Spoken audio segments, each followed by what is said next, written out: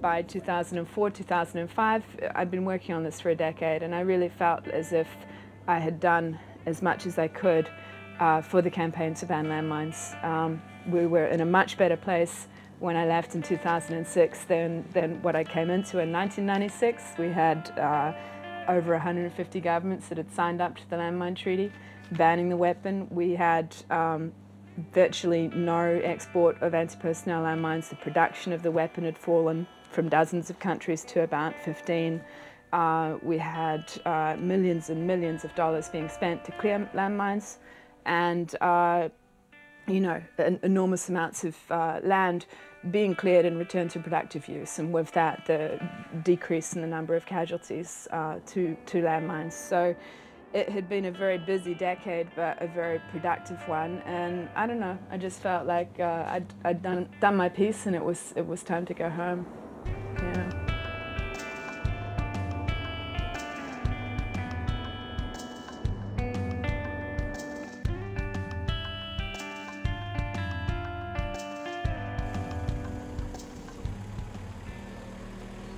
My name's John Flanagan. I was in the New Zealand Army for 20 years in the Corps of Engineers. I was an engineer officer. I was trained in landmines and unexploded ordnance, particularly the clearance of landmines and other munitions. And that was one of the qualifications needed to deploy on UN mine clearance missions, peacekeeping operations in support of mine clearance. So I was sent to places like Cambodia, Kosovo, and did some time in the UN headquarters because of the training I'd received in the Army. I left the Army in 2003 to take up a role in the UN system as the Chief of Operations of the UN Mine Action Service, and I was employed there for 5 years, and the last year I spent as the Acting Director of the UN Mine Action Service. But I'm now, in 2008, in December, I moved back to New Zealand with my family, and I'm working on a vineyard, but I also have a half shares in my own vineyard, selling grapes to Wither Hills.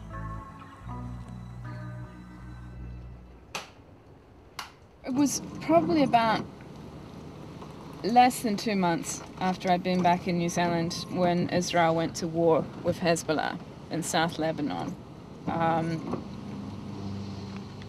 And I kind of watched that from a distance and was very distressed about it, as I feel at any time when there's any war going on and bombs are dropping. I know that there's civilian casualties at the other end.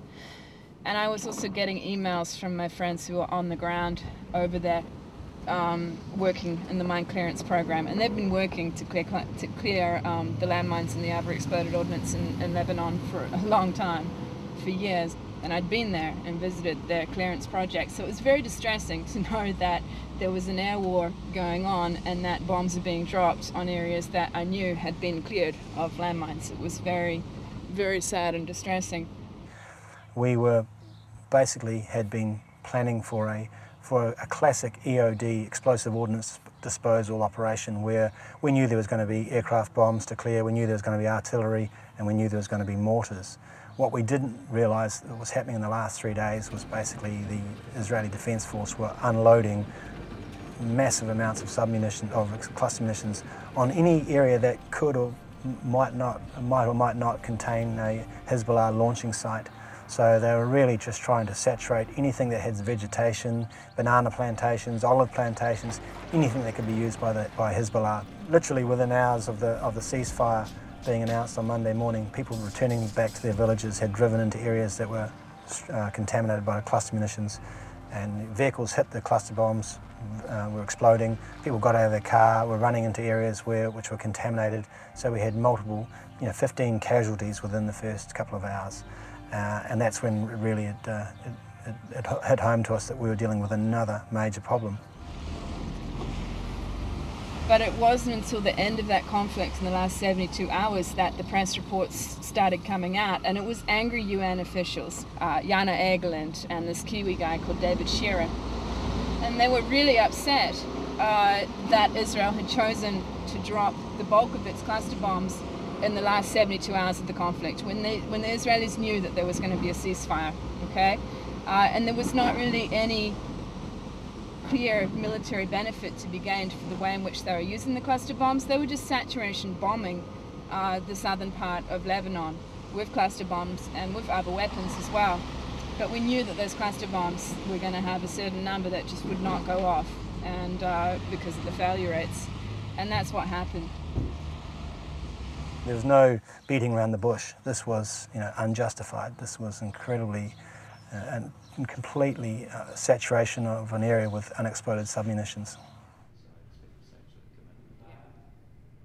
As Minister of Defence in that role, I arranged for 2 groups of 10 New Zealand Defence Force personnel to go to help with that clearing process. But I knew from my experiences in Mozambique and Afghanistan just how long and difficult the process of clearing the landscape was. And it was an obvious case. We needed to put the fence at the top of the cliff rather than to deal with the situation afterwards. What were we dealing with here? What led to the Oslo process? What was the problem?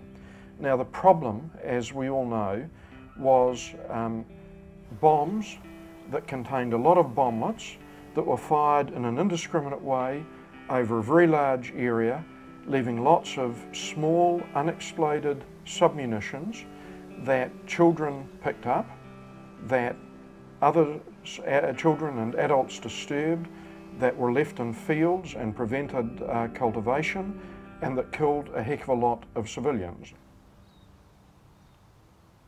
We'd been fighting through the CCW, the Convention on Certain Conventional Weapons, through that process to try and raise the profile of cluster munitions and the need to do something about it. But there really wasn't a lot of interest at that time. But then the events in Lebanon in 2006 changed that completely. I'd given up on that process a long time ago, years ago, but at the Convention on Conventional Weapons, they were still talking about, we were still trying to get them to talk about cluster bombs and to do something about that particular weapon. And we've been trying for years and years and years. Every member state needs to agree not only to an outcome, but they actually need to agree to start negotiating on an outcome. And there are a number of countries there in that body that said, well, we're not convinced that these weapons, if they're used properly, cause a problem. We need them militarily. We need to study further. We need more working groups. We need more discussions. And so it went on. It was around November 2006 that the CCW kind of met, and New Zealand, Norway and other governments put the ultimatum down and said, let's try and agree to a mandate to tackle cluster bombs in this diplomatic setting. Let's try and do that. And they tried to do it, and it was rejected again, mainly because of the major powers who are part of the CCW, China, Russia, the United States. They didn't want to have a mandate to negotiate an international instrument to tackle cluster bombs.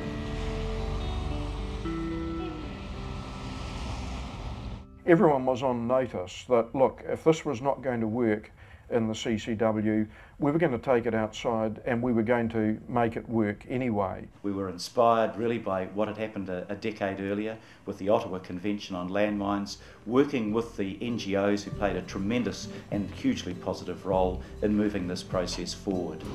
So CCW wasn't going anywhere, and on the last day I started hearing back about what the Foreign Minister of Norway had done, and he'd basically announced that Norway would undertake a process outside of the UN, outside of the CCW, but to go after cluster bombs in a meaningful way with the other countries who were into it. As UN officials, we're not able to say this is a fantastic thing, because obviously it showed that the process through the UN system had failed.